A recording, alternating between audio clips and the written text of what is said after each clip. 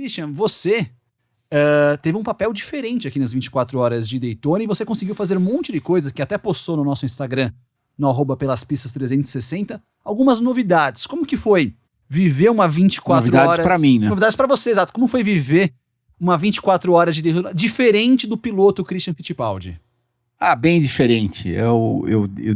Os últimos anos, até 2019 eu estava guiando, então o teu foco é completamente outro. Aquilo que você vive na semana de Daytona é outra coisa. Os seus compromissos são completamente diferentes dentro e fora da pista.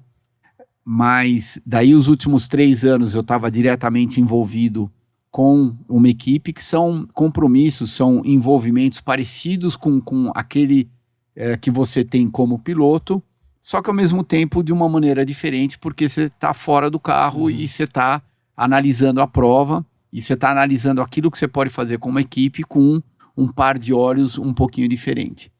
Esse ano, eu estava como comissário desportivo da prova. Foi a minha primeira experiência em Daytona.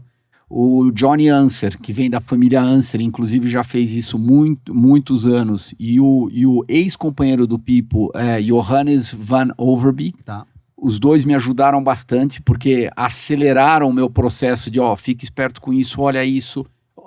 Enfim, sempre tem aquelas manhãzinhas que, é claro, como eles já fazem isso há muitos anos, eles puderam me ajudar. E daí você entra com seu expertise de piloto, com a sua experiência de piloto. E aí, o que você achou? Foi culpa de um? Foi culpa de outro? Vamos deixar passar? Não vamos deixar passar? Vamos penalizar? Não vamos penalizar? E daí foi legal, porque foi a primeira vez que eu consegui assistir a corrida, mas policiando 61 carros. Não policiando, olhando para 61 carros, porque eu sempre estava olhando para o meu carro. Eu estava preocupado com, tanto como piloto ou só participando, como consultor participando da equipe, era sempre o meu carro. Então, a minha vidinha era o carro número 5. Como é que o carro número 5 está agora? O carro 5 não pode fazer isso, não pode fazer aquilo. E eu não estava... Tiveram muitos anos que eu não tinha nem ideia quem era o vencedor da GT, vencedor da P3, porque a preocupação, o foco era em cima do nosso carro. E esse ano foi diferente, porque você tem que dividir o seu foco, você tem que tentar olhar para todo mundo e pensar na situação de todo mundo, tentar ser o mais fair possível com todo mundo. É claro que de repente vai ter alguma situação que esse carro vai levar alguma vantagem, daí na próxima situação vai ser o outro, mas o nível de complexidade é mais alto. Eu fiquei impressionado como... Primeiro que são 15, 20 pessoas que estão trabalhando lá no Race Control o tempo todo, e cada um tem uma certa função lá dentro. O quanto que eles estão ligados na corrida.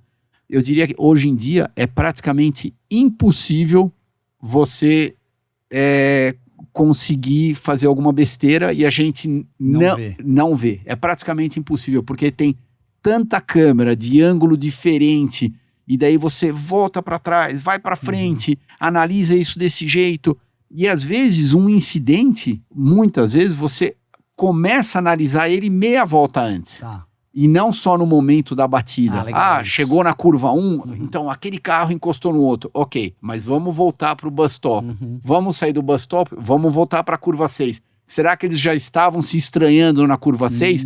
Será que teve outro carro que praticamente entrou no meio, atrapalhou? Então, muitos dos incidentes que, diga-se de passagem, esse ano tiveram muitos poucos, né? Mas você começa a analisar meia volta antes, às vezes uma volta antes, para você entender exatamente a história que aconteceu.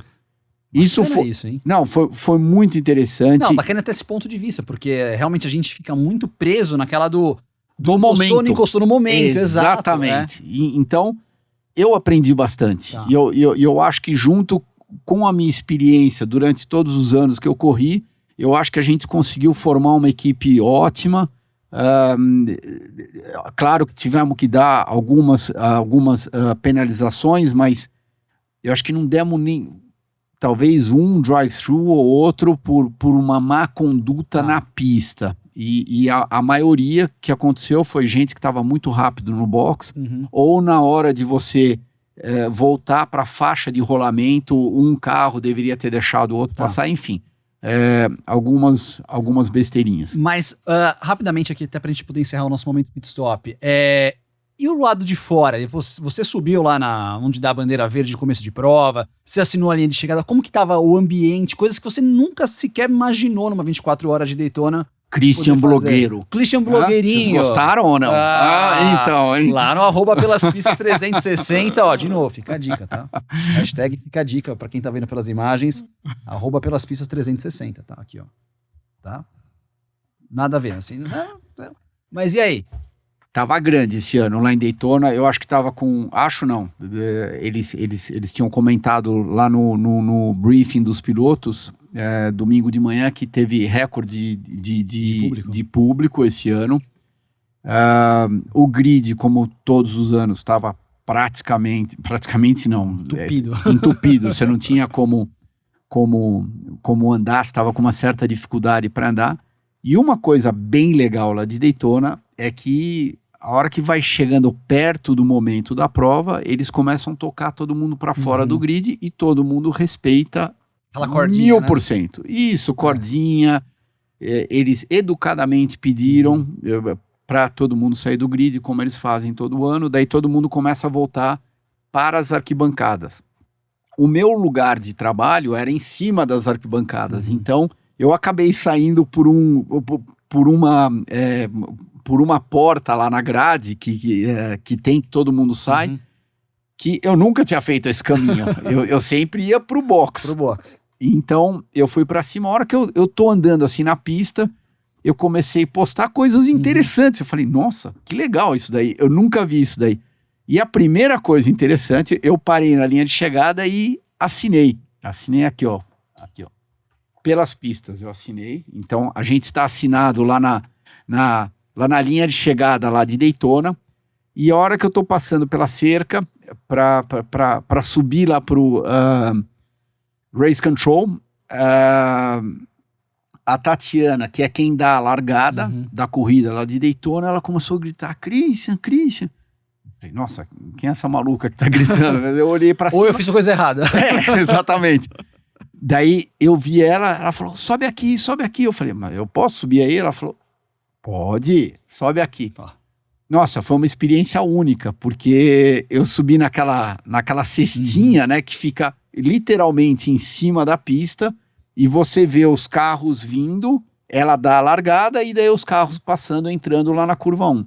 E é bem impressionante, o que me chamou a atenção é que ela fica em cima da pista, não fica do lado da pista. Ali. Exatamente, ela tem um braço, não vou dizer que fica no meio da pista, mas fica no primeiro quarto lá da pista. E foi bem legal, porque pode parecer uma besteira, mas durante todos esses anos que eu fui para Daytona, desde 2003, mesmo correndo de NASCAR antes, eu nunca tinha feito isso. E foi uma experiência diferente. Imagina, Christian, posso subir? O cara ganhou 3 vezes a prova. Imagina se você não vai poder subir lá. Esse foi o nosso momento Pit Stop. Lembrando que a rede Pit Stop é a maior rede de autopeças do Brasil, com mais de 2.000 pontos de vendas.